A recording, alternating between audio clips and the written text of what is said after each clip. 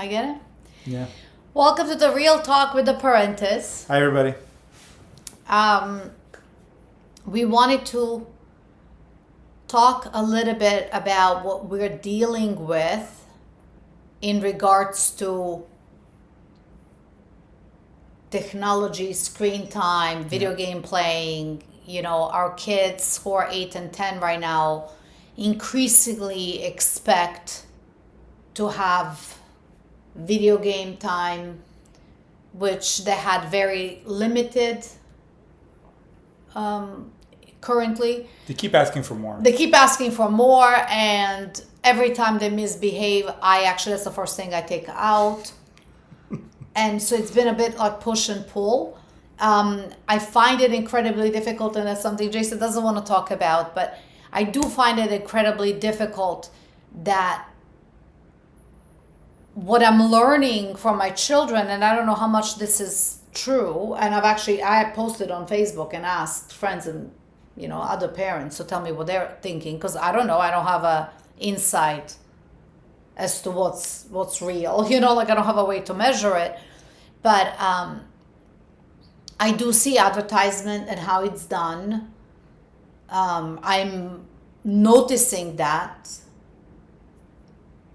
And I think our children don't have the critical thinking required to be mature in the face of being bombarded by information. Mm-hmm. And I see adults who don't have those kind of skills. Yeah. I see myself failing from time to time. I feel like I relapse sometimes. I can get on Instagram and I can spend an hour like this. Mm-hmm. So on one hand, and I get it, we can change society, and I would love to maybe anyone who is interested in this and will be willing to do experimentation. I do family and systemic constellation work. I facilitate that. Please reach out to me and let me know you would like to be contacted for that.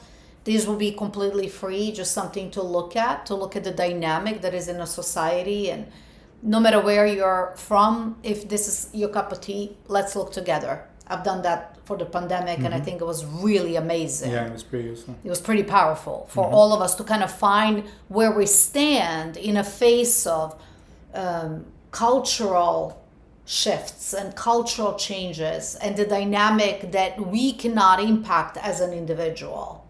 So I'll set that aside, and please comment in whatever you see this video, comment and let me know, reach out, Marija Parente.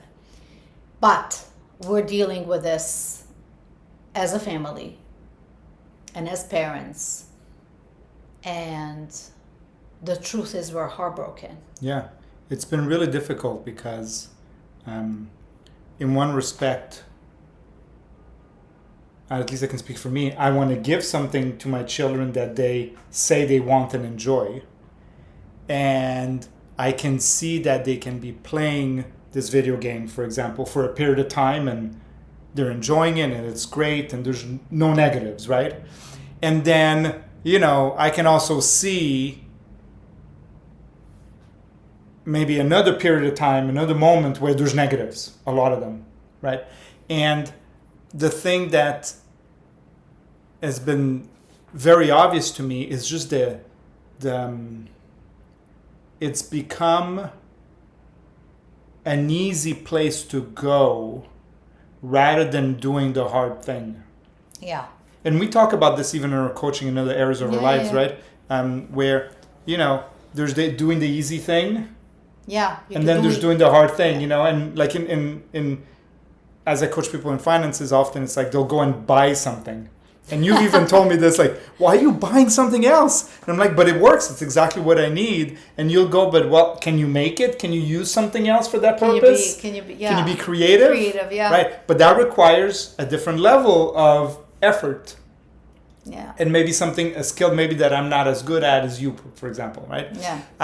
And I think a lot of these, even for our children, it's like they just go and they get a book at the library and they read, but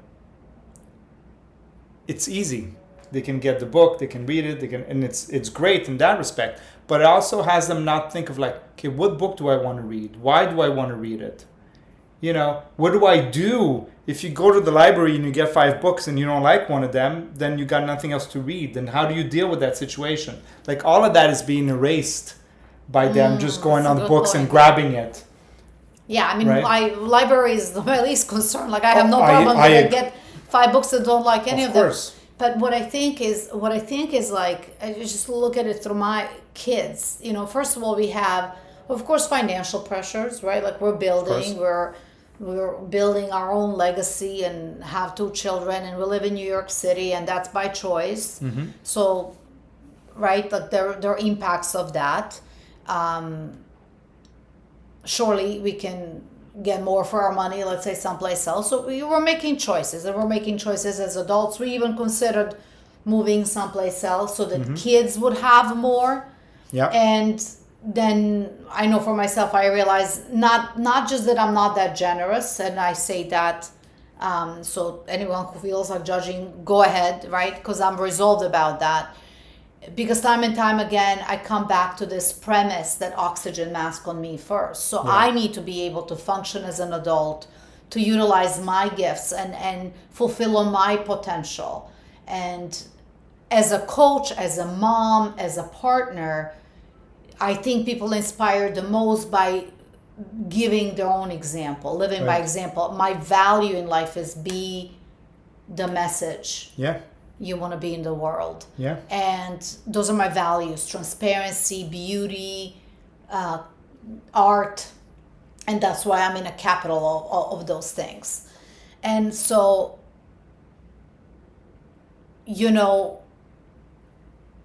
it's I know been difficult to curate all the stuff that they would want for themselves. Like, have them play soccer, and then if they don't like it, then try tennis, and then take them to music classes, and have a babysitter or nanny who can take them to all these things when we're working and stuff. I mean, in New York City, that's like, you have to be making millions, it feels like. And maybe not, but you are definitely, you're definitely having like a really, really good income to do something like that. So we don't.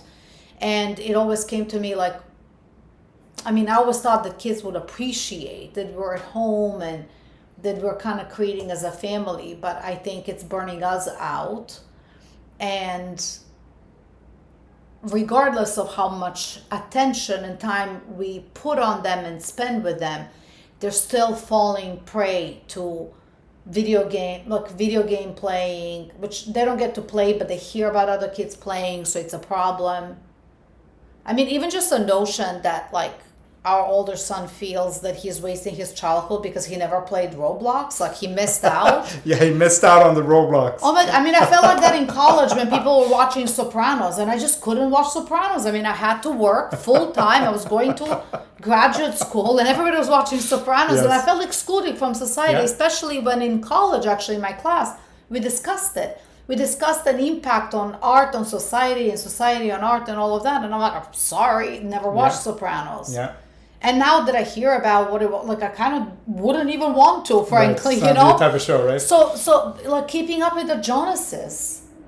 But when it comes to video game playing, it's something that is so brutally unhealthy and uncool, and yet we're the bad guys. Yeah, see, one of the most unhealthy things I've noticed, and this is like part of what brought me to say, look, we got to cut down, right, over the weekend, is that if my experience with, if I said 1 hour, they were happy with 1 hour on Monday, but on Tuesday 1 hour wasn't good enough, and then it needed to be an hour and 15, and then on Wednesday it needed to be an hour and a half. Push. There was always like, no, this is what you're getting. There was always like, no, that's not enough. That I'm not happy with that. And it wasn't just like, are you upset? I'd like more. Well, no, I'm just, I can I don't know feel if it's reliving those moments. Because I'm just, oof. Right? Yeah. Like, those moments make me very upset. Yeah. Because like, I go and I provide that 1 hour. I'm happy to grant that 1 hour of something that is not required. Like, video games are not required. Yeah, it's a right? it's a bonus. It's a privilege. It's a privilege. It's a really bonus. A huge exactly, privilege. Right? It's cost me money. It costs me time, right? And then it's like, by Tuesday, that 1 hour is no longer Yeah, and it's not a grateful space for. of Yeah. and it's not a space of expansion, right? Like it's probably logical that you expand, but that's it's funny. I have an example from childhood. I remember there's this they're called pancakes in Montenegro, but they're cream pancakes, right? Like it's actually just a creamy substance, right? That looks really good. Yeah, that you put in a pan, right? And then it gets the crusty on the bottom, and then you never actually bake the top. You just put like a little bit of chocolate syrup on it, and you close it, so it becomes like a calzone. Yeah. And so I remember first time I ever ate that, like I could barely finish one. And then I remember after a while I could eat two, I could eat more. So there is something about that. Like I consider that to be addictive behavior. Like when you begin to stop appreciating more. Yeah. And I remember undoing that way of thinking in Vipassana meditation, especially. First time I did it, and you have breakfast, lunch, and for new students only, you get a fruit in the afternoon. And I was panicking that I wasn't going to get enough food, and so I grabbed 2 apples, and I began to eat the first apple. And because you're not supposed to speak, you're not supposed to interact with people, it's a noble silence. So you're really in your own thoughts and you're really present. And so I was facing the wall, and as I was eating it, like I ate maybe 2/3 of it, and I realized I was full. Mm-hmm. And I was like, wow. So I started realizing so quickly, and especially with, having had binging addiction, before, I started noticing that I eat way past I'm no longer hungry. Mm-hmm. And as a matter of fact, like I could even feel like I'm beginning to hurt, like my stomach begins to hurt, and I'm still eating. It's like a mindless thing I do. Right. And so I've read a lot, of course, because of my bulimia and stuff. I read a lot about addiction and being present and all of that. And so it's one of those like, you eat an orange, and but you're not but you haven't eaten it, right? Like because your mind is not catching up to the thing. Yeah. Anyway, so what I'm feeling with screen time, a lot of things that are iPad touch screen, like even watching TV or Netflix or even watching TV, right? Because it's not. I love a good movie. I have no problem that I watch educational programs, some good movies, good storytelling. That's beautiful. But what's challenging is this addiction to things being so fast, and more being lazy to put any effort. And I could see now, with our older one, he had a concussion. I mean, there was a real healing that had to take place. And that's where I think in loosening up our boundaries or expectations of him, I think at some point he did heal, but maybe use that as an excuse. I don't know. Like I'm not gonna assess that. Yeah. Yeah, I mean, I can't assess it, but I know that that's where things change tremendously, because pushing a child that had 2 concussions back to back and that says that he has headaches and stuff like that is much harder than knowing you have a healthy child. Right. Yeah. Exactly. So that's where I think for me it became a balancing act, and I don't think I was great at it. And no. We're all learning. We got here to this place where I think that's really, really harmful, and now I'm a bad guy for taking it away, but it shouldn't have been in a place to begin with. It's a huge privilege to have all these things and all these gadgets and video game playing, and it's like school is in session. Like we had growing up, just if I remember, I had Monopoly, we had cards, but those things we didn't even have it in the city. I get it. I'm not comparing it from like it was.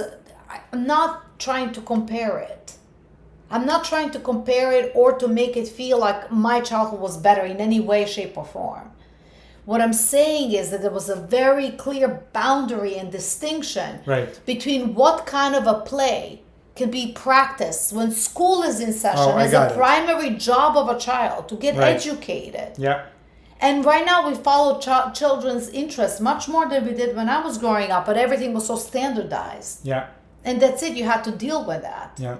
So what I'm trying to say is that my whole body was accustomed to Yeah. that you don't let go and do whatever you want until the school is out, until Yeah. all the grades are in and you've Yeah. done your successful school year. Yeah. And so the activities and play was incorporated into learning. So I did basketball, and that was a privilege, but it was also learning, a physical learning. I went to music school, and that was privilege, but it was also learning and Yeah. teaching me something. So Yeah. I am, anyway, I just don't have the answers. I really don't. No, really, I get it. Neither do I. I mean, it's at least I feel like we know where to look, if that makes sense. No, say more about that. Well, like you just mentioned, like you was doing activities, and we've talked about like, I mean, for lack of a better word, if they're not doing video games, example, what would we like our children to do? Oh, I got it. And then like have that be the focus, yeah. as opposed to have the focus be no video games, which is a valid, but just no video games doesn't fill that space for anything else. I right? get it, but Filling to me in that that's sense. having been coaches for a long time, Yeah. like you and I both are aware that you can't just say like no. Yeah. You have to replace it with something healthy, and it actually worked. I mean, I played with them over the weekend and did things, but my personal concern is that it's so insidious and already ingrained as a missing that the moment I don't have my attention on being with them or playing with them, or they're not being distracted with something healthy, they default right back into it because it's so easy. Yeah. It's so easy. I mean, think about it. If somebody just told you like play video games for the rest of the day, wouldn't you feel? I mean, I wouldn't because I'm not into video games, but I probably wouldn't. I wouldn't either. You see, that's the thing. Like, and I think the reason we operate that way is because we've created enough habits that are healthy. Correct. Exactly. That we wouldn't even choose that, even if it is inciting. It's Yeah. the same way. Like, I mean, junk food can be all around me, chips and whatever, course. and I would not choose to eat it. Yeah. Even if it's exciting, I would still choose no, Yeah. because I know the consequence of how I feel when I eat that. I'm using food examples, Yeah. probably closer to me than video, because I don't like video games. Yeah, exactly. No, it makes sense. Yeah. All right. Okay, so That's it for today, I think. please, thank you. Share with us your thoughts and questions that you may have, or if you are a parent, like how you're coping with the ever-changing and growing technological expansion, and how your kids are doing with that, and what your boundaries are. And we hope to Hear your comments and talk Yeah. to you next week. Thanks.